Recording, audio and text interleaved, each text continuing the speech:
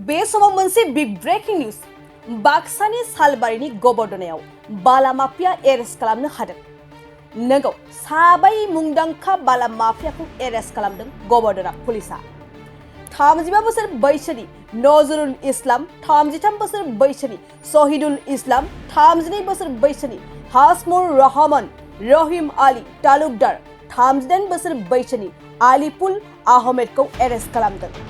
खौरांगिरिफोरनो मिथिहोनायनिफ्राय आन्दोआव सालबारि महकुमानि पुलिस बेंगिरि आरो गबर्दना पुलिसा सादा सिदा सुबुंखौ हेन्डकाफ गानहोनानै दायनिगिरि साजायनाय पुलिसा साबै मुंदांखा माफियाखौ एरेस्ट खालामनायनि उनाव हेन्डकाफ गानहोआलासिनो कर्टसिम दैथायहरनायनि फिनजाथाय रोंखा राखा थासारियाव खौरांगिरि बायदिब्ला सरकारनो मासुल रानना होनानै गोबाव समनिफ्रायनो बे दैमानिफ्राय अन्थाइ बाला फालांगि खालामबोबाय थादोंमोन माखासे माफियाफोरा। मिन्थिनो मोननाय बायदिब्ला बे साबा बाला माफियाया गावनो गाव नंखाय सालान बाहायनानै आयेन बेरेखायै अन्थाइ बालानि फालांगि खालामबोगासिनो थादोंमोन।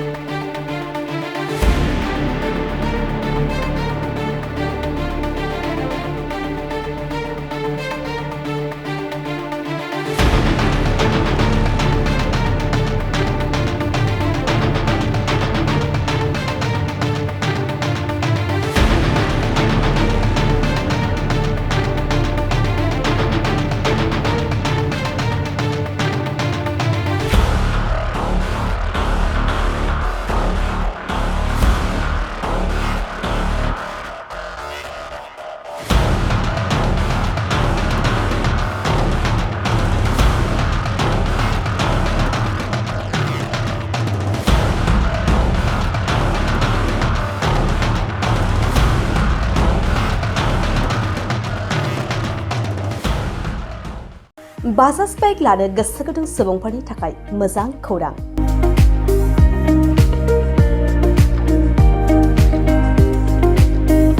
क'क्राझार जिल्लानि सेरफांगुरियाव थानाय पंका एन्टारप्राइज बाजाज श'रुमआ इन्डिपेन्डेन्स डेनि स्पेशल अफारखौ लानानै फैदों। बे श'रुमाव थांनाय 1 आगस्तनिफ्राय 31 आगस्तसिम इन्डिपेन्डेन्स डेनि स्पेशल अफारजों लोगोसे एक्सचेन्ज जागासिनो दं।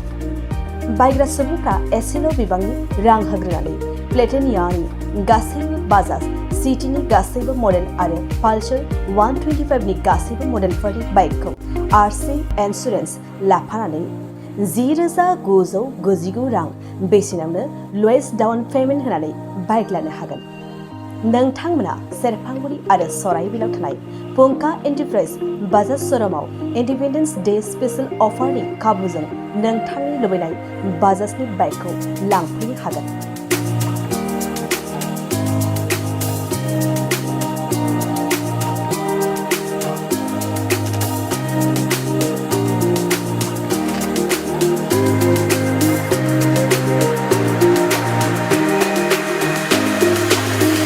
खाबुफोरा जादों 5 लिटार पेट्रल फ्री, गंसे हेलमेट फ्री, बाइक बायगिरिफोरनो 1,000 रां केशबेक हरफिननाय जागोन। जुदि नोंथांमोना गोसो दंब्ला आबुङै मिन्थिबावनो थाखाय नैबे मबाइल नम्बर 9395303476 आरो 9101547892 आव थोंजों सोलायलांनो हागोन।